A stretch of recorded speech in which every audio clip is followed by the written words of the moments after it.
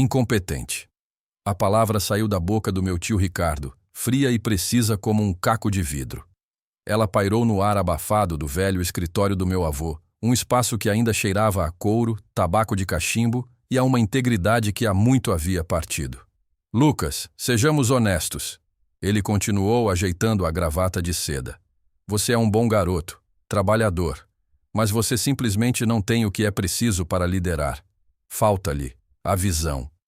Meu outro tio, Marcos, encostado na imponente mesa de mogno que um dia fora o centro do universo do meu avô, grunhiu em concordância. Seu olhar era de puro desdém, como se minha própria presença fosse um insulto à memória do fundador da construtora Almeida. Seu avô tinha um fraco por você, disse Marcos com sua voz rouca de cigarro. Mas negócios são negócios. E você, sobrinho, é um mau negócio. Estamos reestruturando. Seu cargo foi eliminado. Eu fiquei ali de pé no tapete persa gasto, o mesmo tapete onde eu costumava montar meus carrinhos de brinquedo enquanto meu avô, Armando Almeida, desenhava os projetos que construiriam metade da cidade. Olhei para o retrato dele na parede, seus olhos gentis e firmes parecendo me observar. Senti uma onda de humilhação tão quente que ameaçou me sufocar. 20 anos da minha vida, desde os verões varrendo canteiros de obras aos 10 anos de idade, até me tornar o gerente de projetos mais jovem da história da empresa, tudo se resumia a isso. Eliminado, incompetente. Eu não chorei. Não implorei. Não gritei sobre os sacrifícios que fiz, as noites que passei no escritório, o sangue e o suor que derramei em cada projeto, tentando honrar o nome Almeida. Um nome que eles, meus tios, estavam sistematicamente manchando com seus acordos obscuros e materiais de segunda categoria. Em vez disso, um silêncio gelado tomou conta de mim. Apenas assenti, uma única e lenta inclinação de cabeça. Eu entendo, murmurei, e a quietude da minha resposta pareceu desconcertá-los mais do que qualquer explosão faria. Virei-me e caminhei para fora do escritório, passando pela secretária que não conseguia me olhar nos olhos. Ao sair do prédio da construtora Almeida, o sol da tarde me atingiu, mas eu não senti seu calor. Senti apenas o peso das palavras deles e a promessa silenciosa que fiz a mim mesmo. Eles achavam que tinham me eliminado. Mal sabiam eles que tinham acabado de acender o pavio. Meu avô não era apenas um empresário. Ele era um arquiteto de sonhos, tanto em concreto quanto em caráter. Ele fundou a construtora Almeida em 1970. Com pouco mais que um caminhão usado e uma crença inabalável de que um aperto de mão deveria significar algo. Para ele, a qualidade era uma religião e a reputação era a única moeda que realmente importava. Eu era seu único neto e, desde que me lembro, fui sua sombra. Enquanto meus tios, Ricardo e Marcos, viam a empresa como uma máquina de fazer dinheiro, um meio para financiar seus carros de luxo e casas de veraneio, eu via como o legado do meu avô. Vô Armando me ensinou a ler um projeto antes de me ensinar a ler um livro. Ele me levava aos canteiros de obras, a poeira grudando em nossas roupas, e me explicava a importância de uma fundação sólida. Você não pode construir algo duradouro sobre uma base fraca, Lucas, ele dizia. E eu sabia que ele não estava falando apenas de edifícios. Depois que ele faleceu, há 10 anos, meus tios assumiram o controle. Ricardo, o filho mais velho, tornou-se o CEO. Ele era todo sorrisos polidos e planilhas, um mestre em cortar custos e maximizar lucros, mesmo que isso significasse usar um fornecedor de concreto mais barato que ele sabia ser inferior. Marcos, o mais novo, tornou-se o chefe de operações, um homem cuja abordagem à gestão de pessoal era baseada no medo e na intimidação. Juntos, eles eram o oposto de tudo o que meu avô representava. Eu permaneci. Eu tinha 20 anos quando meu avô se foi, e recusei a posição de gerência que eles me ofereceram por pena. Em vez disso, insisti em começar de baixo, como qualquer outro funcionário. Queria aprender cada viga, cada tijolo, cada contrato. Trabalhei na contabilidade, onde descobri as despesas criativas de Ricardo. Trabalhei na logística, onde vi Marcos pressionar os motoristas a excederem seus limites de horas de trabalho. Trabalhei no atendimento ao cliente, onde passei inúmeras horas acalmando clientes furiosos com os atrasos e os defeitos que se tornaram a nova norma sob a liderança dos meus tios. Eles me toleravam porque eu era o neto do fundador, um lembrete vivo de uma era que eles preferiam esquecer. Mas eles nunca me respeitaram. Em reuniões, minhas sugestões eram recebidas com sorrisos condescendentes. Lucas, essa é uma maneira muito pitoresca de ver as coisas, Ricardo dizia. Mas no mundo real, precisamos ser ágeis. Ágil era o eufemismo deles para antiético. Um dos piores momentos foi o projeto do edifício Centralis. Eu havia desenvolvido um plano para usar materiais sustentáveis e contratar artesãos locais. Um projeto que teria um custo inicial ligeiramente mais alto, mas que solidificaria nossa reputação e nos renderia contratos governamentais de longo prazo. Apresentei-o com paixão e dados sólidos. Uma semana depois, Ricardo apresentou o meu plano em uma reunião do conselho como sua própria iniciativa verde visionária, tendo apenas alterado alguns números para parecer mais lucrativo no papel. Quando o confrontei, ele apenas riu. Isso é negócio, Lucas. As ideias são de quem as executa melhor. Eu sofria em silêncio, não por fraqueza, mas por uma lealdade equivocada ao nome da minha família e à memória do meu avô. Eu continuava acreditando que, se trabalhasse duro o suficiente, se provasse meu valor repetidamente, eles eventualmente veriam. Eu estava errado. Eles não queriam ver. Eles queriam que eu desaparecesse, porque cada vez que olhavam para mim, viam o reflexo decepcionado do pai deles. A demissão não foi o início do problema. Foi a conclusão lógica de uma década de desrespeito e sabotagem. Ao sair do prédio naquele dia, eu não era apenas um sobrinho desempregado. Eu era um homem que finalmente entendeu a diferença entre família e sangue. A semana após minha demissão foi um borrão de silêncio calculado. Meus tios provavelmente esperavam que eu entrasse em pânico, que ligasse implorando pelo meu emprego de volta, que lhes desse a satisfação de me ver quebrado. Eu não lhes dei nada. Ignorei as 3 chamadas de Ricardo e a única e curta mensagem de texto de Marcos que dizia apenas: não leve para o lado pessoal. Passei esses dias não procurando um novo emprego, mas refletindo. Pela primeira vez em 10 anos, a névoa da obrigação familiar começou a se dissipar. A dor da humilhação ainda estava lá, mas por baixo dela algo novo estava crescendo. Clareza. E com a clareza veio uma raiva fria e precisa. Na sexta-feira, o dia do meu 30º aniversário, a maré virou. Não houve festa, apenas um envelope discreto que chegou pelo correio. Vinha do escritório de advocacia de Monteiro em Associados, o escritório que administrava os assuntos da minha família há mais de 50 anos. O remetente era o Dr. Hélio Monteiro, o advogado pessoal do meu avô e um homem que eu não via desde o funeral. A carta era curta e formal, solicitando minha presença em seu escritório na segunda-feira seguinte para a leitura final do testamento do meu avô, especificamente um adendo que deveria ser aberto e executado no meu 30º aniversário. Fiquei confuso. Eu já havia recebido minha herança anos atrás, uma quantia modesta, o suficiente para a entrada de um apartamento. Nada que se comparasse às vastas fortunas que meus tios herdaram. O que mais poderia haver? Na segunda-feira entrei no escritório do Dr. Monteiro. Era um santuário de mogno e livros encadernados em couro, um lugar que parecia imune à passagem do tempo. Dr. Monteiro, agora um homem de 80 e poucos anos com olhos que continham a história da minha família, me cumprimentou com um aperto de mão caloroso, mas solene. Lucas, feliz aniversário atrasado, disse ele, gesticulando para que eu me sentasse. Seu avô era um homem muito sábio e muito paciente. Ele abriu um cofre atrás de sua mesa e tirou um envelope amarelado e lacrado. Armando me deu instruções estritas. Isso não deveria ser aberto até hoje. Ele quebrou o selo de cera com um canivete de prata e tirou 2 folhas de papel. Uma era um documento legal denso. A outra era uma carta, escrita com a caligrafia familiar e firme do meu avô. Ele queria que você lesse isso primeiro, disse Dr. Monteiro me entregando a carta. Minhas mãos tremiam enquanto eu a desdobrava. Meu querido Lucas, se você está lendo isso, então completou 30 anos, e eu já me fui há muito tempo. Peço desculpas pelo sigilo, mas foi um fardo necessário. Desde que Ricardo e Marcos eram jovens, vi uma ganância neles que me preocupava. Eles veem a construtora Almeida como seu direito de primogenitura, um prêmio a ser explorado, não um legado a ser nutrido. Em você, no entanto, eu sempre vi minha própria alma. Vi a paixão, a integridade e, o mais importante, o amor pelo trabalho em si. Eu não poderia simplesmente entregar a empresa a você quando morri. Você era muito jovem, e eles o teriam devorado vivo. Em vez disso, decidi lhe dar algo muito mais valioso do que dinheiro: educação.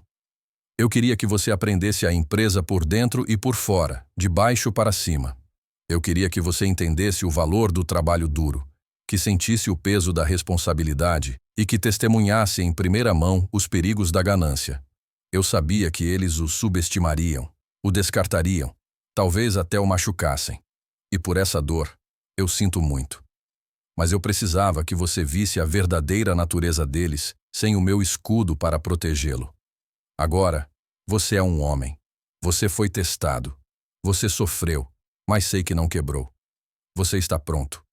O documento que o Dr. Monteiro tem em sua posse transfere para você a propriedade de 51% das ações, com direito a voto da construtora Almeida, que mantive em um fundo fiduciário secreto. A empresa, meu filho, não é sobre tijolos e argamassa. É sobre legado. E o legado é você. Faça-me orgulhoso. Com todo o meu amor, vovô Armando. As lágrimas que recusei a derramar no dia da minha demissão agora corriam livremente pelo meu rosto. Não eram lágrimas de tristeza, mas de uma gratidão avassaladora e de uma compreensão profunda. Meu avô não me havia abandonado. Ele tinha me preparado. A demissão não foi um fim. Foi a formatura. Levantei o olhar para o Dr. Monteiro. Então, comecei, minha voz rouca. Então, ele disse com um leve sorriso: você é o dono da empresa. O que você gostaria de fazer a respeito disso? Naquele momento, a raiva se transformou em propósito. Eu não queria apenas o meu emprego de volta. Eu queria a empresa de volta, a empresa do meu avô. O planejamento da minha retribuição não foi um ato de paixão, mas uma campanha militar. Passei as 2 semanas seguintes imerso em uma guerra silenciosa, da qual meus tios não sabiam nada. Meu primeiro passo foi contratar uma das mais conceituadas firmas de advocacia corporativa da cidade, recomendada pelo Dr. Monteiro. Eles montaram uma equipe que trabalhou dia e noite, analisando a estrutura corporativa da construtora Almeida, os estatutos e, o mais importante, as finanças. O que eles descobriram foi pior do que eu imaginava. Meus tios não estavam apenas cortando custos, eles estavam sangrando a empresa.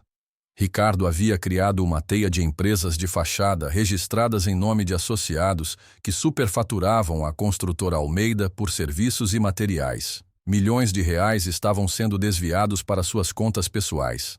Marcos, por sua vez, estava assinando relatórios de segurança falsos e usando materiais de construção abaixo do padrão em vários projetos importantes, incluindo um novo complexo hospitalar, expondo a empresa a um risco legal e de reputação catastrófico. Eu me sentia enojado, mas também fortalecido. Isso não era mais apenas pessoal. Era sobre salvar a empresa do meu avô da destruição certa. Cada documento, cada extrato bancário, cada e-mail era uma munição. Enquanto meus advogados reuniam as provas, eu fazia minha própria lição de casa. Entrei em contato com antigos gerentes de projeto e capatazes leais ao meu avô, homens que haviam sido marginalizados ou demitidos por meus tios. Eles me forneceram depoimentos e provas de negligência nos canteiros de obras. Minha antiga assistente, que permaneceu na empresa, me mantinha informado sobre o que estava acontecendo lá dentro.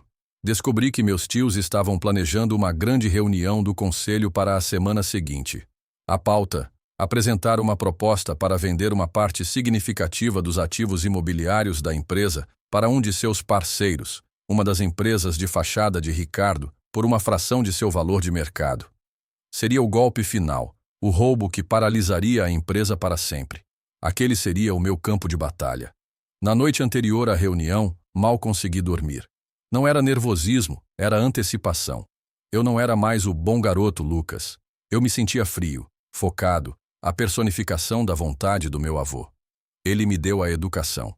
Meus tios me deram a motivação. Juntos, eles haviam forjado a arma que agora estava apontada para o coração de sua ganância. Eu não queria apenas demiti-los.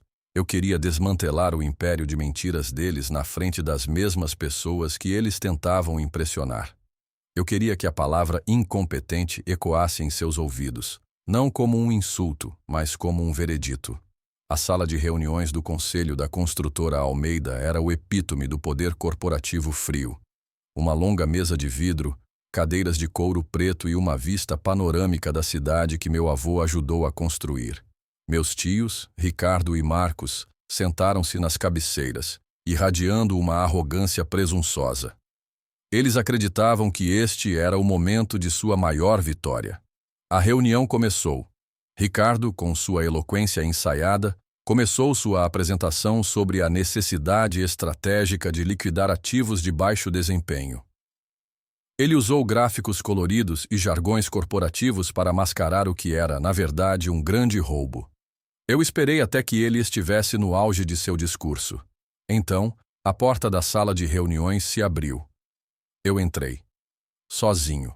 Um silêncio chocado caiu sobre a sala. O rosto de Ricardo se contorceu em uma máscara de fúria incrédula. Lucas, o que diabos você está fazendo aqui? Segurança! Ele gritou.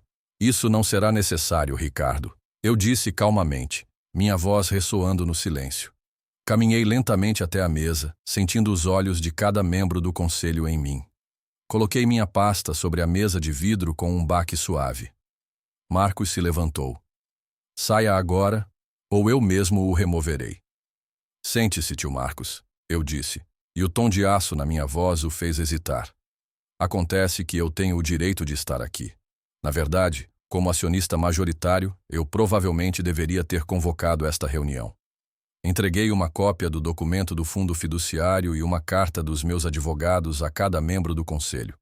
O som de papel sendo virado foi o único ruído na sala por um longo minuto. Vi a cor sumir do rosto de Ricardo. Marcos parecia que ia vomitar. 51%, sussurrou um dos membros do conselho, olhando para mim com uma nova expressão, uma mistura de espanto e respeito. Exatamente, eu disse, virando-me para a tela onde a apresentação de Ricardo ainda estava congelada. E falando em ativos de baixo desempenho, tio, acho que devemos começar com a liderança. Pelas 2 horas seguintes, eu os desmontei, peça por peça. Projetei na tela não os gráficos fraudulentos de Ricardo, mas os extratos bancários de suas empresas de fachada. Mostrei os e-mails que provavam a conspiração. Apresentei os relatórios de engenharia que detalhavam os materiais de construção inferiores usados no projeto do hospital, explicando o risco de litígio de centenas de milhões de reais que eles haviam criado. Li os depoimentos dos funcionários que eles haviam aterrorizado. Eu não levantei a minha voz. Apresentei os fatos de forma fria e metódica, expondo não apenas sua corrupção, mas o que era mais importante, sua total e absoluta incompetência como líderes.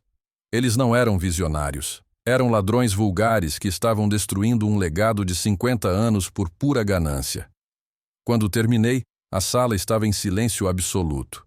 Os membros do conselho olhavam para meus tios com nojo. Como acionista majoritário, anunciei. Estou convocando uma votação de emergência para remover Ricardo Almeida e Marcos Almeida de seus cargos e de seus assentos no conselho, com efeito imediato. Não era preciso nem contar os votos. Além disso, continuei, olhando diretamente para eles, a empresa entrará com uma ação civil para recuperar cada centavo que foi desviado, e um dossiê completo de suas atividades será entregue ao Ministério Público amanhã de manhã. Ricardo finalmente encontrou sua voz, um sussurro rouco.